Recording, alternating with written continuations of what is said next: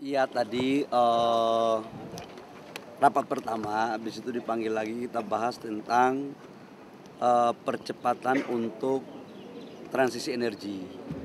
Kita mau bangun solar panel yang satu desa itu 1 sampai 1,5 gigawatt. Jadi ke depan itu kita akan bangun kurang lebih sekitar 80 sampai dengan 100 gigawatt.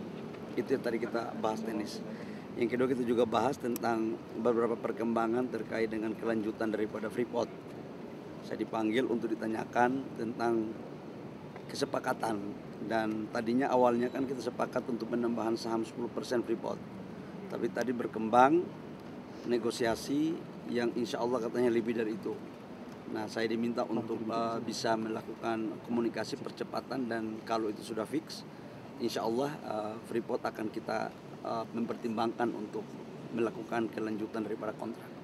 Dan sekarang kita tahu bahwa kondisi di Timika, di underground, itu ada terjadi longsor, dan saya sudah melapor kepada Bapak Presiden, dan tim kami sudah ada di Timika sejak beberapa hari yang lalu.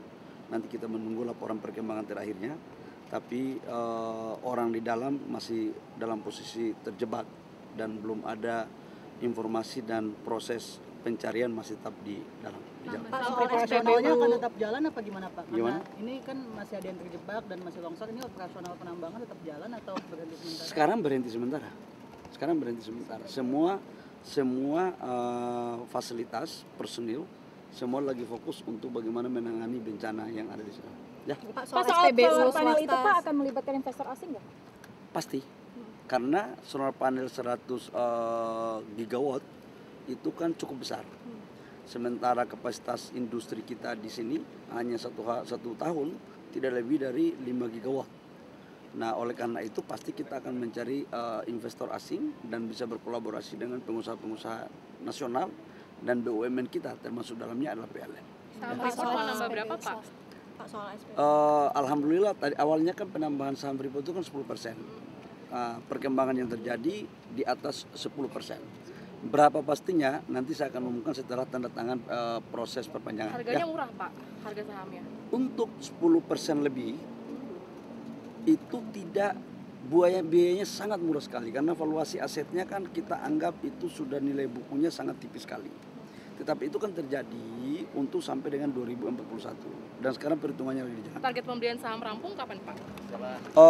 Bentar lagi selesai ya. Pak, soal SPBU swasta dong Pak. Pak, soal SPBU swasta kan banyak yang kosong. Kemarin Bapak bilang bisa belinya ke Pertamina. Itu sebenarnya kayak gimana sih Pak alurnya? Jadi gini, saya kan udah ngomong beberapa kali menyangkut SPBU swasta. Yang pertama, SPBU swasta itu sudah diberikan kuota impor 110% dibandingkan dengan 2024. Ini biar clear ya, kita sudah memberikan kuota impor 110%. Jadi sangatlah tidak tepat kalau dikatakan kuota impornya tidak kita berikan. Contoh, 2024 si perusahaan A mendapat 1 juta kiloliter. Contohnya, di 2025 kita memberikan kuota impor 1 juta kiloliter plus 10%. Berarti 1.100.000 kiloliter. Nah, kalau masih ada kekurangan, kita minta untuk melakukan kolaborasi dengan Pertamina. Kenapa? Karena ini terkait dengan hajat hidup orang banyak. Cabang-cabang industri yang menyangkut hajat hidup orang banyak itu harus dikontrol oleh negara. Supaya apa? Semuanya baik. Ya, gitu ya. Pak, di mana Pak caranya Pak?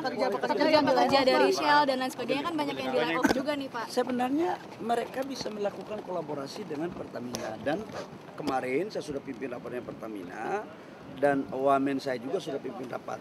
Tapi nanti saya akan mengecek perkembangan terakhir dari tim yang kemarin saya bentuk untuk mengatasi. Ya. Berarti sampai akhir tahun